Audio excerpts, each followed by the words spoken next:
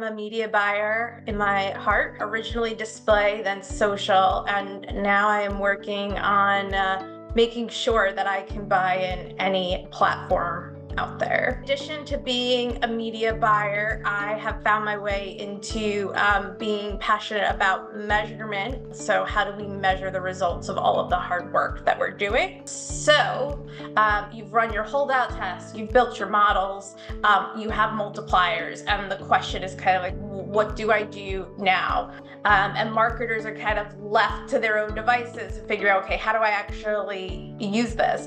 And I think that that's one of the hardest parts of the process, because that's where the marketer has to really decide, how strongly do I believe in this result? Is this going to kind of resonate with other stakeholders in my companies? Am I really altering the way that we think about our marketing program? A lot of decision that needs to happen, and not a lot of guidance at this point in the process. Having a decision matrix ahead of time is really important.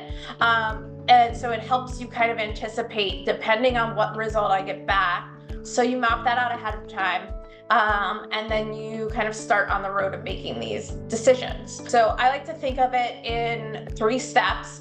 Apply your multiplier, compare it to your ROAS goal, and then go to the platforms and optimize. So now we're gonna optimize. So one, there's the budget allocation piece of optimization. A lot of them have tools, budget allocation tools that can help you make decisions about shifting budget between tactics. So optimizing within a platform. How can we actually optimize to achieve additional scale if something's performing great, or get increased efficiency if something needs to perform better? And that, as a media buyer, is what I live and breathe. You can actually test, for lack of a better word, in the platform by simply adding more budget day by day and watching how your ROAS moves over time. And once you get to the end of that process, that will be your answer. And it might take you a week to hit that point. It might take you a month. In terms of the platform calibrating, there's also optimization levers within the platform that might need to get pulled as you're scaling. There's also some fine tuning that needs to happen. So you might need to adjust your platform ROAS goal, because as we know, the ROAS goal you put into the platform isn't necessarily exactly what you end up getting out.